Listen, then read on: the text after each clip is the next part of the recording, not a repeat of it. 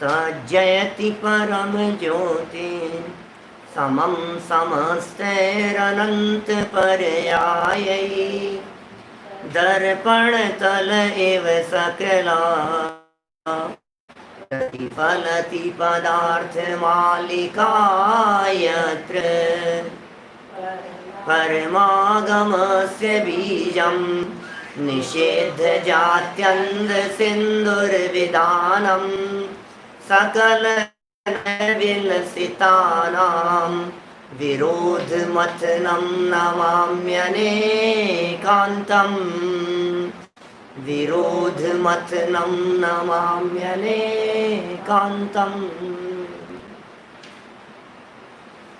पुरुषार्थ सिद्धि उपाय नामक ये ग्रंथ है आचार्य अमृतचंद्र स्वामी की अनुपम कृति।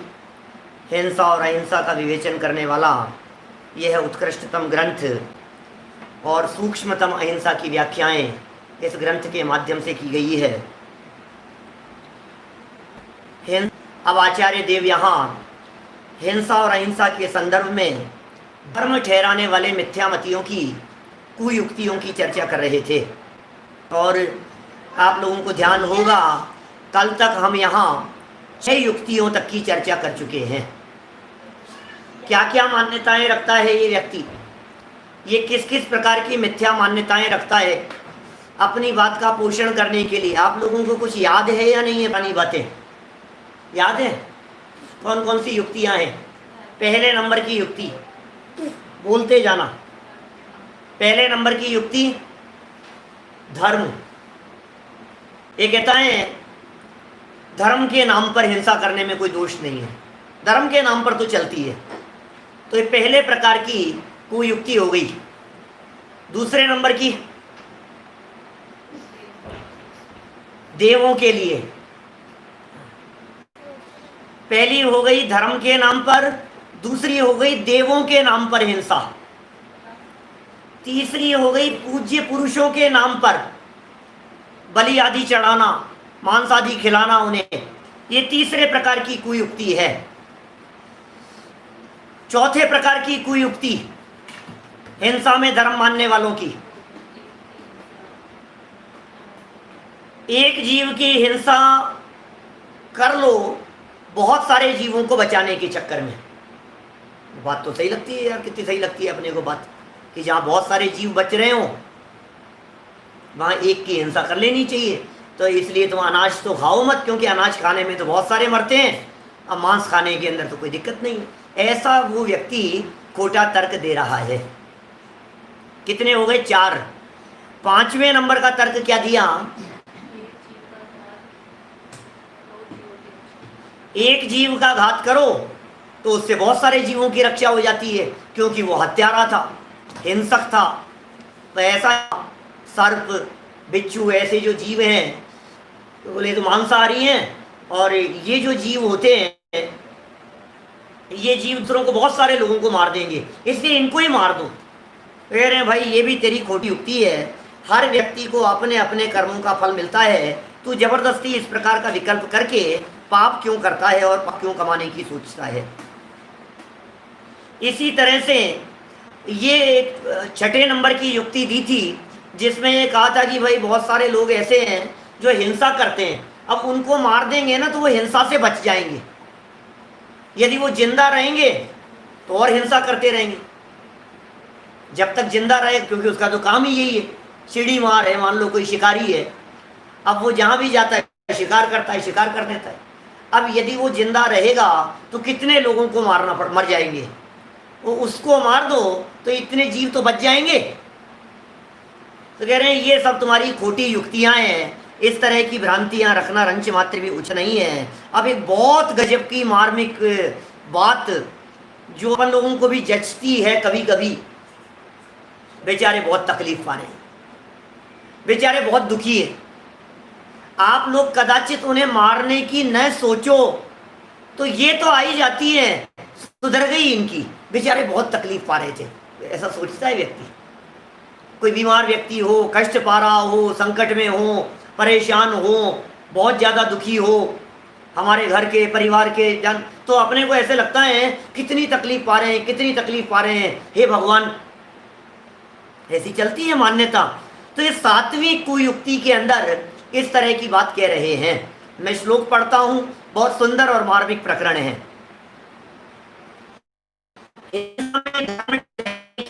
7वीं कुयुक्ति प्रकरण ख्याल में आ ही रहा होगा। जो लोग नए होंगे शायद उनके ख्याल में नहीं आए। प्रकरण ऐसा चल रहा है कि हिंसा करो गलत नहीं है। शिष्य है इस तरह, वो कहता है हिंसा करो कोई गलती नहीं है।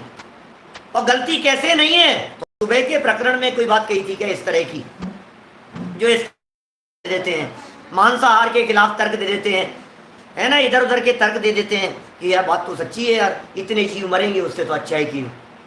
कल ही हुई थी शायद बात। 85 नंबर का श्लोक है।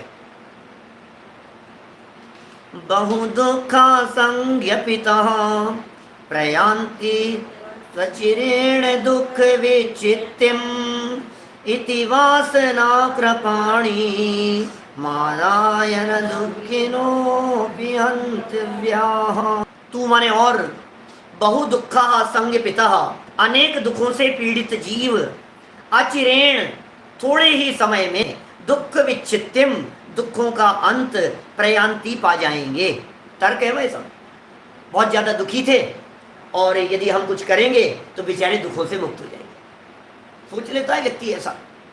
मैंने एक बार बहुत पहले कहीं सुना था इस तरह का, अभी मुझे याद नहीं आ रहा, लेकिन उसमें बहुत ज्यादा तकलीफ पाते हुए को उन्होंने मारने की परमिशन दे दी।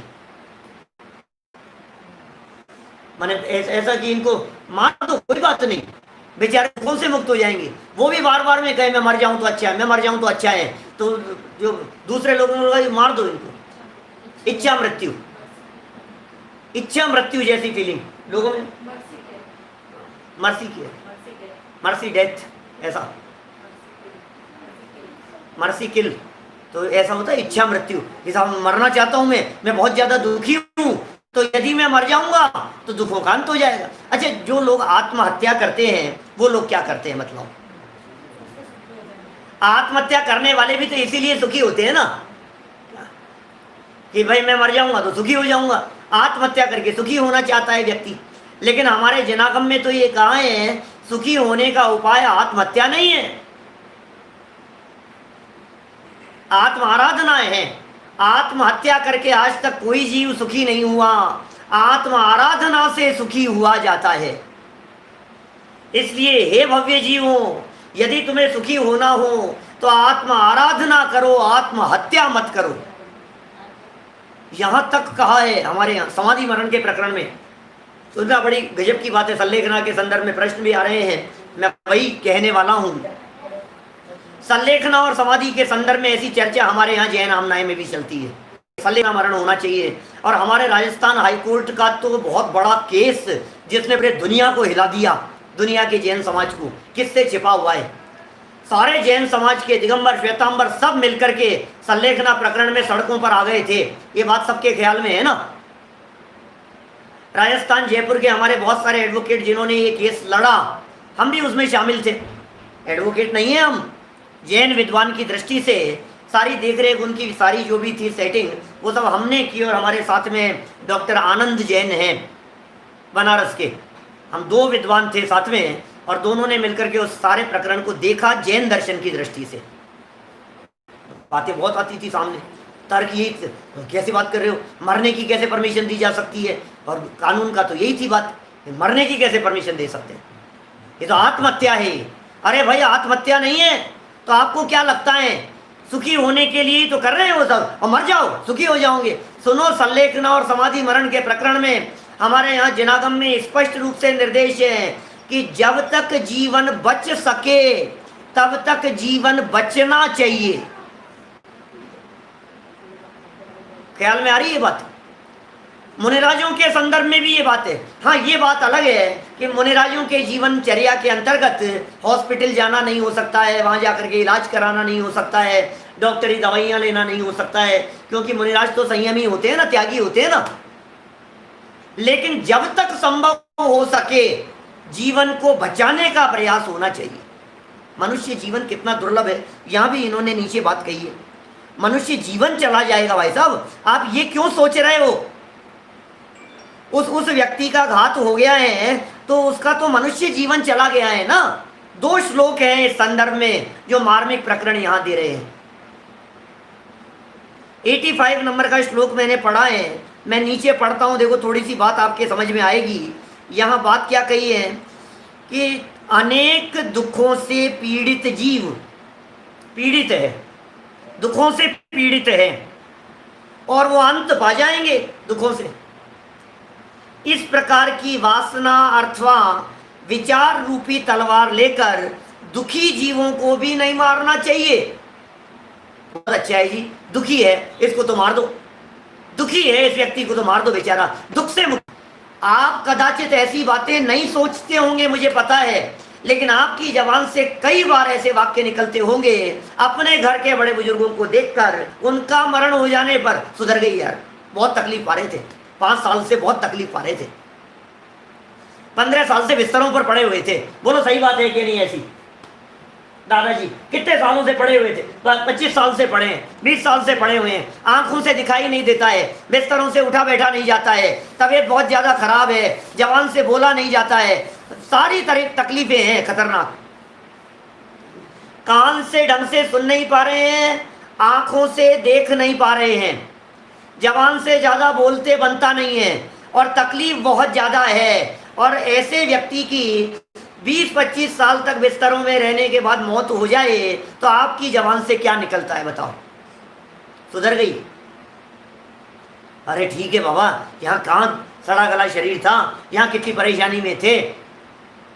माने कहीं न कहीं आप उनके मरण का पोषण कर रहे हैं। कहीं न कहीं यदि आपको मौका मिले और वो व्यक्ति ये कह दे कि आप, मैं मरना चाहता हूं और मैं लिख करके दे रहा हूं कि मैं अपनी मर्जी से मरना चाहता हूं, मुक्ति मिल जाएगी मुझे और मार दो, तो अमृत चंद्राचार्य कह रहे हैं ऐसी इच्छा मुक्ति का विधान हमारे यहाँ नहीं है, जैन परंपरा में नहीं है। पढ़ो वाक्य क्या क्या है, टीका पढ़ता हूं देखो।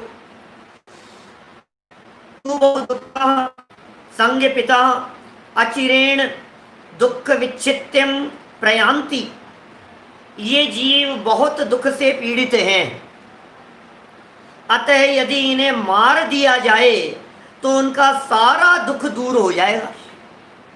क्या कितना अच्छा लगता है, बात कितनी सुंदर लग रही है। मार दिया जाए इनको तो बेचारे बेचारे दुख से मुक्त हो। इति वासना कृपाणीम आदाय दुखिन अपि नयंतव्य, ऐसी खोटी वासना रूपी तलवार ग्रहण करके दुखी जीवों को भी नहीं मारना चाहिए। बेचारा बहुत दुखी है, बहुत तड़फड़ा रहा है, मर जाएगा तो शांत हो जाएगा। करते हैं लोग इस तरह का, ज्यादा तड़फ रहे होते हैं ना तो मार देते हैं, शांत हो गया, अब देखो अब शांत हो गया। ऐसे भी होते हैं, डॉक्टर्स वगैरह भी होते हैं इस तरह के, और क्या करें बोलो, उनके पास उपाय भी नहीं है कुछ भी दुख मुक्ति के लिए।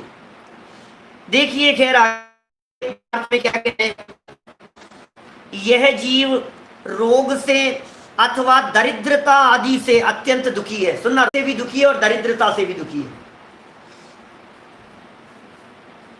दुखी लोगों की कमी थोड़ी ना दुनिया में।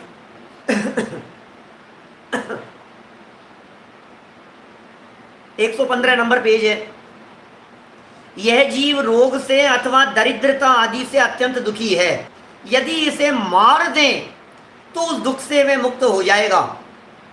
ऐसी श्रद्धा नहीं, मनुष्य और तिर्यंची की आयु पुण्य के उदय से बड़ी होती है। ये देखो टोडरमल जी का, ये बहुत मार्मिक पॉइंट है भाई साहब। ये मनुष्य जीवन यदि छूट जाएगा तो कौन सी गति में जाएगा तुझे पता है? तुझे अंदाजा है क्या थोड़ा बहुत भी? यदि ये मनुष्य जीवन यदि छूट जाएगा तो क्या होगा, हो जाएगा तो क्या होगा?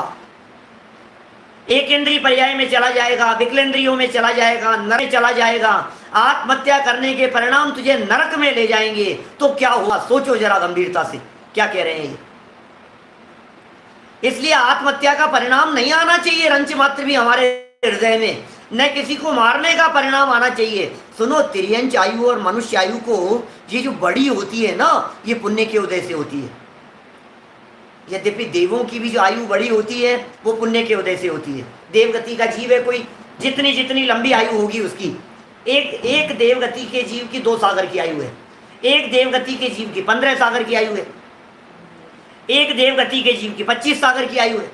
तो जिसकी 15-25 सागर की आयु है, बड़ी है, तिर्यंच में भी ऐसा ही होता है। ज्यादा बड़ी आयु मिली है तो ज्यादा पुण्य के उदय से है। मनुष्य में भी ऐसे ही होता है। कोई व्यक्ति 25 साल का होकर के मर गया और कोई व्यक्ति 55 साल का है, कोई 75 साल का है, कोई 95 वर्ष का है। नेट प्रॉब्लम दिख रही है क्या सब तरफ? आवाज तो आ रही है ना? आवाज आ रही है क्या? इतना सा लिखिए, यदि आ रही है तो फिर ठीक है। मेरी आवाज सुन पा रहे हैं?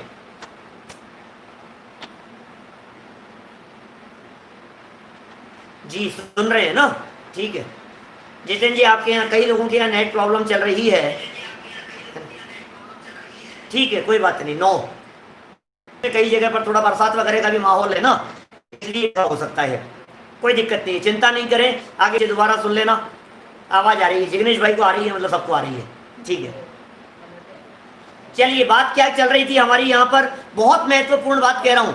यदि कोई जीव तिर्यंच गति का है, मान लीजिए, अब वो तिर्यंच गति का जीव 5 साल की उसकी उम्र है। अब तिर्यंच गति में ज्यादा उम्र मिली। अब यदि तिर्यंच गति में ज्यादा उम्र मिली है, वो उसकी पुण्य के उदय से मिली है। देवगति में ज्यादा उम्र मिली है, वो पुण्य के उदय से मिली है। मनुष्यों में ज्यादा आयु मिली है, वो उसके पुण्य के उदय से मिली है। लेकिन नरक में उल्टा होता है। नरक में ज्यादा आयु मिलना वो पाप के उदय से होता है। क्या? संयमी जीव नियम से मर करके देवगति में जाते हैं। क्या?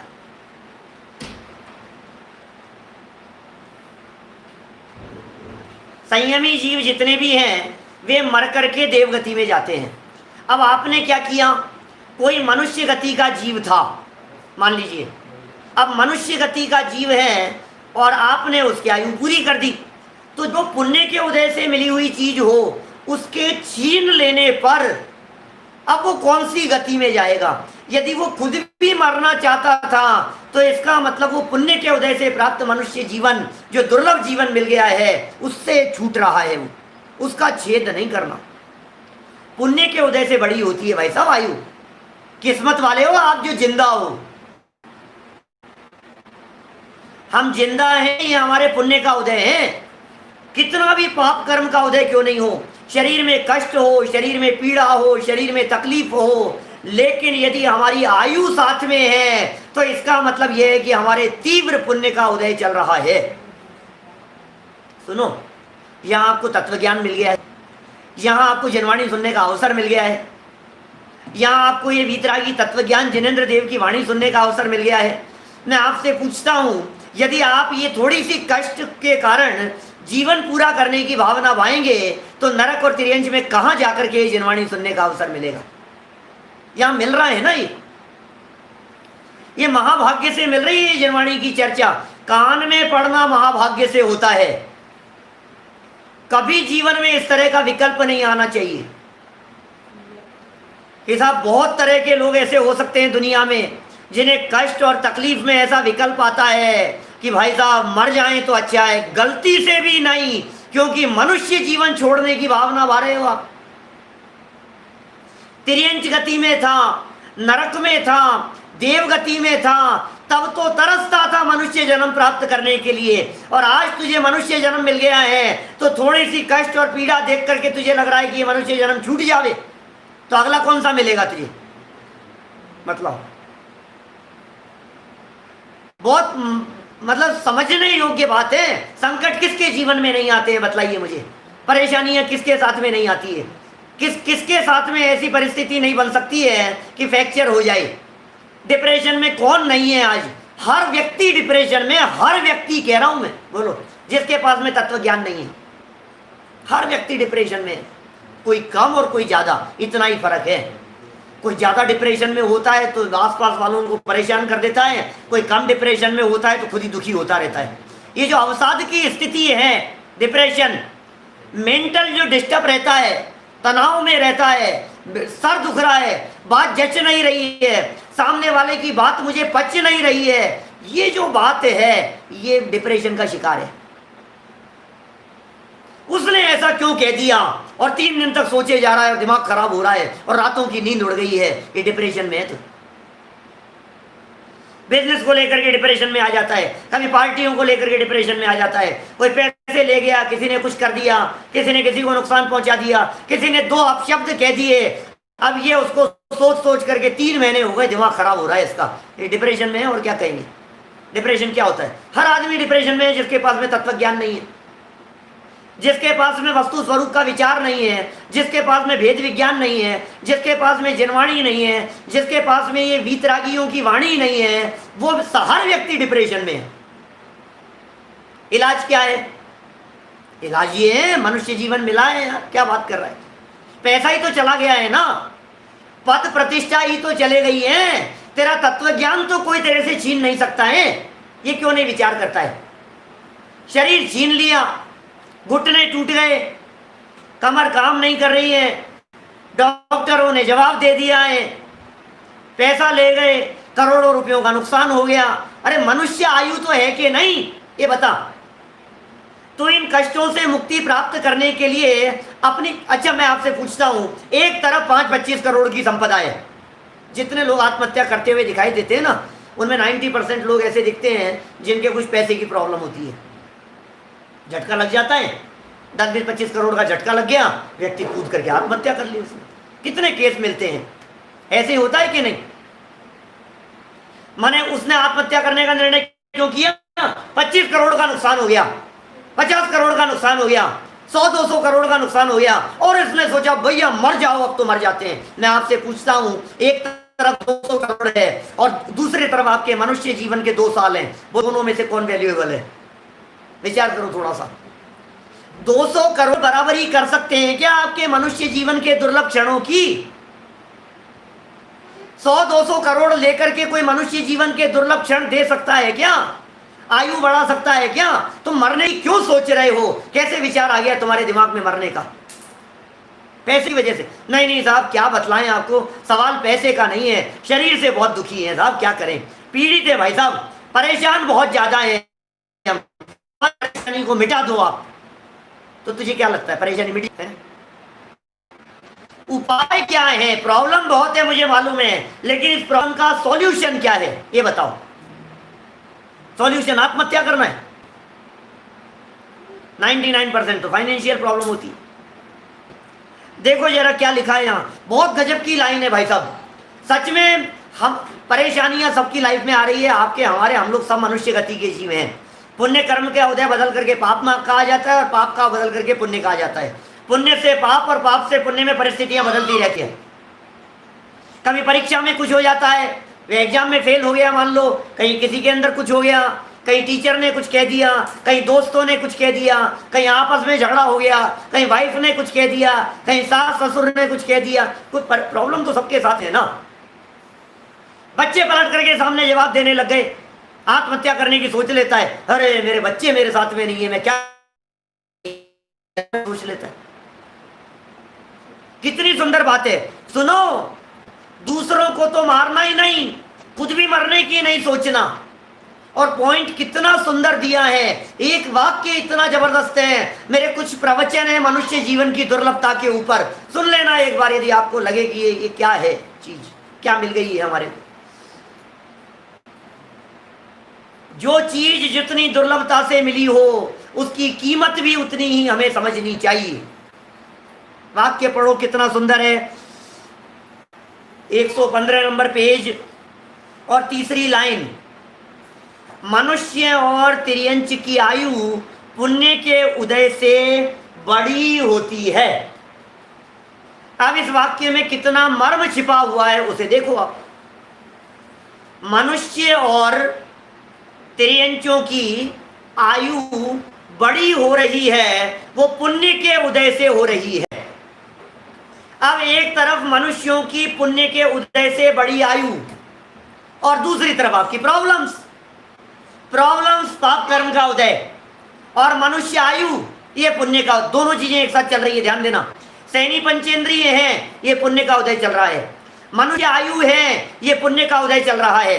पैसा चला गया है, ये पाप कर्म का उदय है। अब ये पाप कर्म का उदय जिसको हावी दिखाई देता है वो आत्महत्या कर लेने की सोचता है, और जिसे ये महसूस होता है कि पाप कर्म का उदय कुछ नहीं है, ये पुण्य का उदय है कि मैं सैनी पंचेंद्रिय हूँ, ये पुण्य का उदय है कि मैं मनुष्य गति का जीव हूँ, ये पुण्य का उदय, समझ लीजिए आप वो भाग्यशाली जीव है।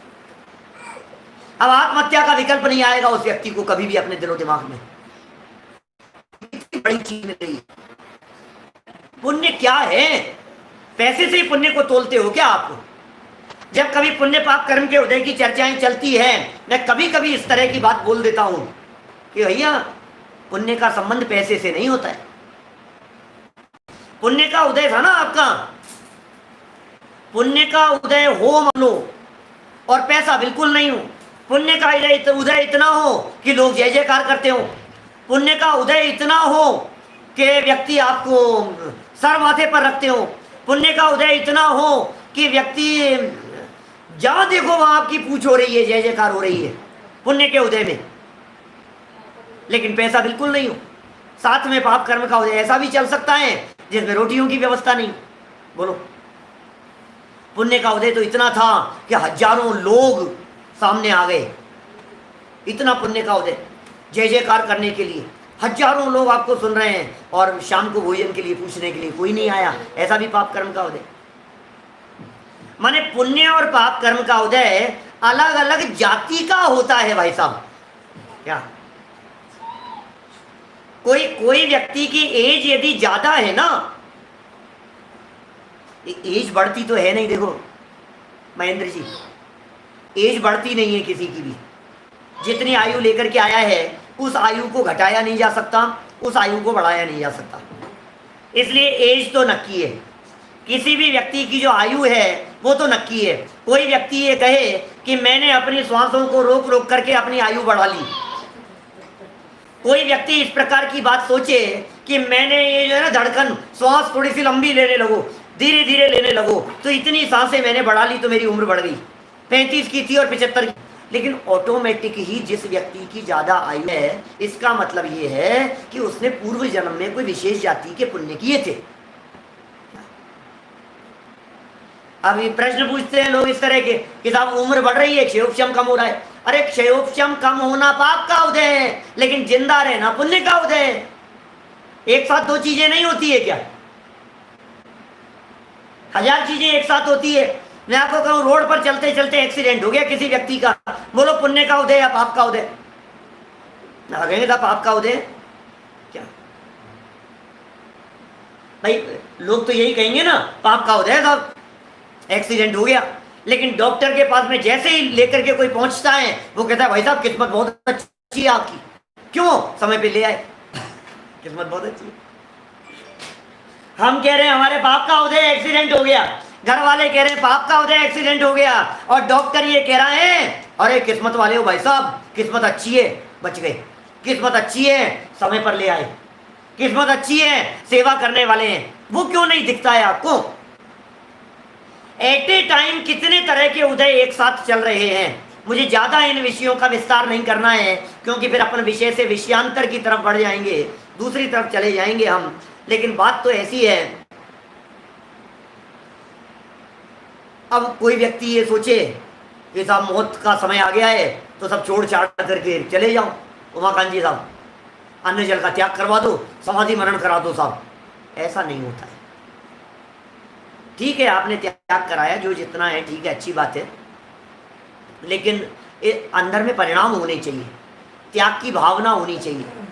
अंत समय में ऐसी तक घटनाएं हमने देखी है कई जगह पर, नाम तो लेते ही नहीं हम किसी का भी, लेकिन अंत समय में दिखा मौत दिख रही है, और ऐसी तक सुनी है हमने तो कि डिक्लेयर हो गया था कि ये मर गए और उतार दिए कपड़े और घोषित कर दिया गया मुनि बन करके मरे हैं, सब मुनि बन करके मरे हैं। अब ये तो फिर गलत बात हो गई नहीं तो भाई। आप मुनि बने हो तो साल 6 महीने की तो जिंदगी आपकी होनी चाहिए ना कम से कम।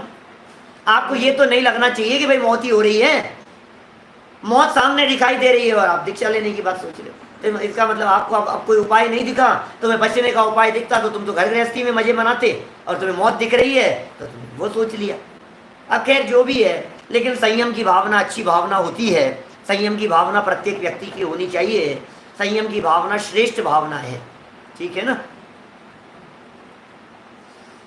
देखिए, मनुष्य और तिर्यंच की आयु पुण्य के उदय से बड़ी होती है, अतः इसका छेद नहीं करना, अथवा जैसा उसका उदय है वैसा भोगता है। आप हिंसा करके पाप क्यों उत्पन्न करें? वो मनुष्य गति का जीव है भाई, अब उसके पाप कर्म का उदय है, वो भोग रहा है। उसके पाप कर्म का उदय है, वो तकलीफ पा रहा है। उसके पुण्य कर्म का उदय है, वो अनुकूलता भोग रहा है, मजे मना रहा है। अब भाई तू क्यों पाप बांध रहा है जबरदस्ती? मर जाए तो अच्छा है, मर जाते तो अच्छा है। अब बेचारे हाथ पांव टूट करके रह गए, एक्सीडेंट हो गया, बेचारों के पांव ही कट गए, इससे तो अच्छा मर ही जाते। क्यों भाई, तुझे क्यों विकल्प आ रहा है मर जाते? सोच लेते हैं ना कभी कभी ऐसा अपन, अरे यार अपाइज हो गए यार, ये तो यार बहुत ही बड़े संकट आ गए भाई। कईयों के बारे में सुनता हूँ इस तरह का, मैं समाज में ऐसी चर्चाएं चलती है क्या। मेरे प्रश्न पूछते में ऐसा मुझे अफसोस होता है, अभी शायद ऐसा दिखा मेरे को स्क्रीन पर, पंडित जी आपके क्या त्याग हैं, आप बता सकते हैं क्या? ऐसा ही था क्या, कुछ चला गया सामने से? अब हम क्या बतलाएं, हमारी मत पूछो, बहुत चीज़ों के त्याग हैं। गृहस्थ दशा में जितने संभव हो सकते हैं उतने हम त्याग करते हैं, और त्याग पूर्वक अपना संयम से जीवन बिताते हैं। ज़्यादा कहने की ज़रूरत नहीं है कुछ भी, और सब जानते हैं, दुनिया वाले सब जानते हैं हमारे किस किस चीज़ के क्या क्या त्याग हैं, है ना। चलो देखो क्या कह रहे हैं, अपने को किसी के बारे में विचार विकल्प नहीं करना चाहिए। और सच कहूँ मैं, जैसा प्रश्न आपने मेरे बारे में पूछा है ना, मैं एक जवाब तो ये भी है कि हर व्यक्ति को अपना अपना ही देखना चाहिए। मैं ये नहीं देखूंगा भाई साहब कि आपने कितना त्याग कर रखा है, और आपने कितना त्याग कर रखा है, आप सम्यक दृष्टि हैं या नहीं है, आप प्रतिमाधारी हैं या नहीं है, इससे मेरा भला होने वाला नहीं है। लेकिन जैन दर्शन का मार्ग त्याग का मार्ग है, जैन दर्शन का मार्ग संयम का मार्ग है। इस व्यर्थ के प्रश्न नहीं करके अच्छा प्रश्न पूछे आप, जैसे जिग्नेश भाई ने पूछा कि तिर्यंच आयु ज्यादा बड़ी होने में पुण्य के उदय का क्या हेतु है। बहुत अच्छा प्रश्न है। कोई अच्छा प्रश्न हो तो मजा भी आता है, व्यर्थ के आप चैट डालते रहो, टाइपिंग करते रहो तो क्या दम है। अब इंग्लिश में और लिखते हो, वो आधी तो पढ़ने में आती है, हिंदी हो तो पढ़ने में आए, इंग्लिश भी नहीं होती है, इंग्लिश में लिखते हो, पता नहीं क्या, आधी पढ़ने में आती है, आधी नहीं आती है। तो सुनो बात क्या है, मूल बात यह है, तिर्यंच गति का जो जीव है, वो तिर्यंच गति का जीव मरना नहीं चाहता, मरना नहीं चाहता है तिर्यंच गति का जीव। ये सबसे बड़ा उसका आयु कर्म पुण्य के उदय से मिली है, इस बात का प्रमाण है। जब आयु कर्म का बंटवारा करते हैं ना जिग्नेश भाई, तो आयु कर्म में 3 आयु पुण्य के उदय से और 1 नरक आयु पाप कर्म के उदय से, ऐसा बंटवारा है आयु कर्म में। ये अपने जब प्रकरण चल रहा था ना मोक्ष मार्ग प्रकाशक का गति और आयु कर्म का, तब मैंने काफी इन विषयों को खोला था। जैसे समझिए आप गति कर्म के उदय की चर्चा चल रही है। गति नाम कर्म है, 2 गति पुण्य के उदय से है, 2 गति पाप कर्म के उदय से। ध्यान देना, थोड़ी बारीक बात है, अब विषय तो जितना चलेगा चलेगा, लेकिन एक बार समझ लो फिर मैटर। मनुष्य गति और देव गति मिली, सुनिए, मनुष्य गति और देव गति, गति नाम कर्म वो पुण्य के उदय से है, और तिर्यंच गति नाम कर्म और नरक गति नाम कर्म ये पाप कर्म के उदय से है। गति नाम कर्म, ये नाम कर्म है। नाम कर्म क्या काम कहता है? कोई व्यक्ति तिर्यंच में जाना नहीं चाहता। किसी व्यक्ति को कहना कि तू मर करके तिर्यंच में जाएगा, तो कहेगा यार मेरे क्या मैंने कौन से पाप किए जो तिर्यंच में जाऊंगा। इसका मतलब पाप के फल में जा रहा है तिर्यंच। किसी व्यक्ति को कहे तू नरक में जाएगा तो कहेगा यार मेरे पाप कर्म का होते नरक में जाऊंगा, तो नरक और त्रियंश तो पाप। अब किसी को कहें कि तू मर करके देव में जाएगा, मजा आ गया। किसी व्यक्ति को कहें तू मर करके मनुष्य में जाने वाला है तो कहते अच्छी बात है, बहुत अच्छा है। किसी को ऐतराज नहीं है मनुष्य और देव में। इसका मतलब मनुष्य और देव जो गति है वो अच्छी है, क्योंकि ये जीव जाना चाहता है। नरक और त्रियंच में जाना नहीं चाहता है, इसलिए वो पाप के उदय से। अब सवाल जाने का नहीं है, सवाल पहुंचने के बाद में जिंदा रहने का है। बोलो, जाना तो नहीं चाहता था त्रियंच में, अब पहुंच गया, बकरी बन गया, भेड़ बन गया, कुत्ता बिल्ली बन गया। अब बोलो अब रहना चाहता है कि नहीं? अब चाहता है मैं मर नहीं जाऊं, अब चाहता है मुझे कोई मार नहीं दे। इसलिए त्रियंच आयु ये पुण्य के उदय से ज्यादा बड़ी मिलती है, क्योंकि जीव त्रियंच आयु को छोड़ना नहीं चाहता, मरना नहीं चाहता। क्लियर हो गई होगी बात? त्रियंच गति का जीव मरना नहीं चाहता, मनुष्य और देव भी मरना नहीं चाहता, नारकी मरना चाहता है। धर्म जी बतलाया था मोक्ष मार्ग प्रकाशक में, ध्यान है आपको? देखिए एक श्लोक और पढ़ना चाहता हूं मैं, इसी प्रकरण से रिलेटेड है, इसलिए मिनट बचे हैं अपने पास में 8 और कुयुक्ति है 8वीं, इससे रिलेटेड है, इसलिए पढ़ देता हूं, थोड़ा निपट जाता है विषय, फास्ट हो जाता है। पद्म पुराण का प्रसंग है ना, वो कीड़े वाला, नहीं दे रहा हूं मैं, सब उपयोग में तो आया था लेकिन मैंने सोचा नहीं दूं, चेतन भाई ने लिख दिया सामने। देखिए 86 नंबर का श्लोक, हिंसा में धर्म ठहराने की 8वीं कुयुक्ति। कृच्छ्रेण सुखावाप्तिर् भवन्ति सुखिनो हता सुखिनैव इति तर्क मंडलाग्रह सुखिनाम घाताय नादेय। क्या कह रहे हैं? सुखावाप्ति है क्या? सुखावाप्ति है, सुख की प्राप्ति कृच्छ्रेण कष्ट से होती है। अभी ये क्या गजब, लोगों की ऐसी चलती होगी शायद, मेरे ख्याल से मान्यताएं इस प्रकार की कि भैया सुनो, यदि ये जीव कष्ट पाएगा ना तो फिर आराम मिलेगा। ये जगत में कहावत है, दुख पाएगा तो सुख मिलेगा। बच्चों को उपदेश देते हैं भाई साहब घर गृहस्थी में, बोलो थोड़ी सी तकलीफ पालो बेटा अभी, फिर बाद में मजे से, फिर बाद में मजे करना, ऐसा उपदेश है। अभी खेल रहा है बच्चा, अरे बेटा थोड़ा सा तकलीफ पाले, खेले मत, फिर जब अच्छा रिजल्ट आ जाएगा ना फिर खूब खेलना, ऐसा उपदेश देते हैं बच्चों को।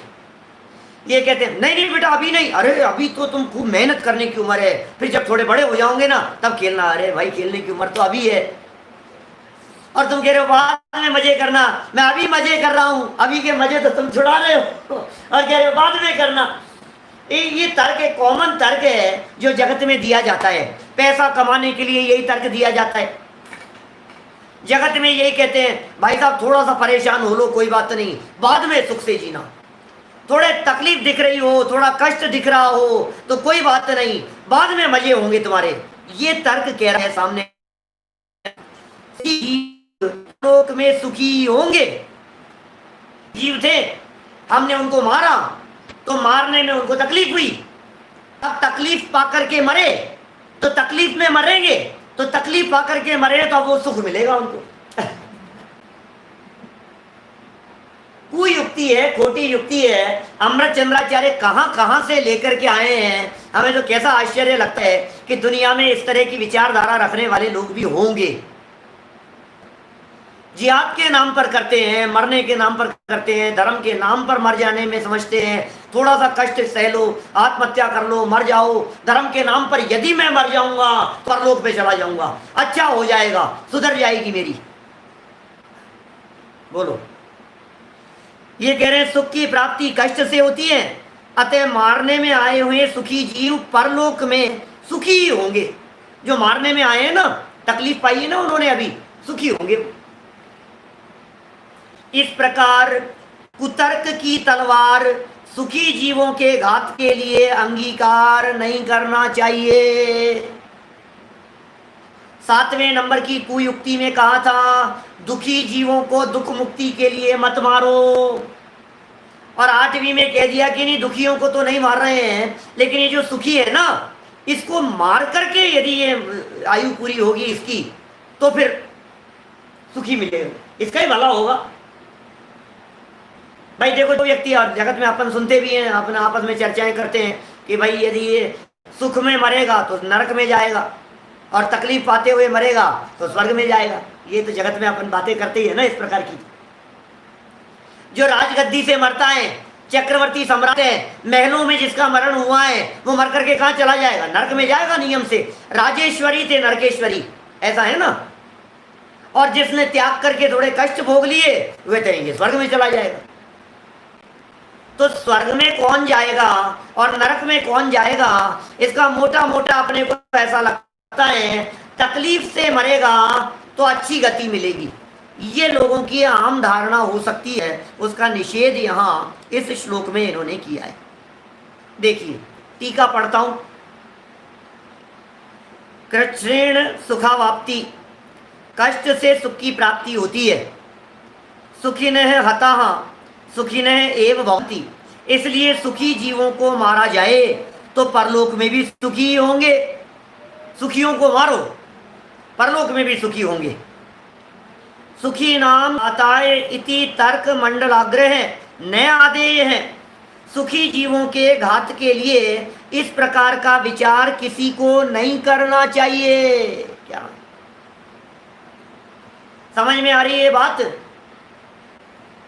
इस प्रकार का विचार नहीं करना चाहिए सुखी जीवों के लिए कि भाई इनको सुखियों को मार दो। पहले दुखियों को मारने का निषेध किया, अब सुखियों को मारने का निषेध कर रहे हैं। चलिए भावार्थ पढ़ते हैं, है ना। सुख कष्ट से होता है, इसलिए इन सुखी जीवों को काशी के करवत इत्यादि रीति से मारा जाए तो परलोक में भी वे सुखी होंगे।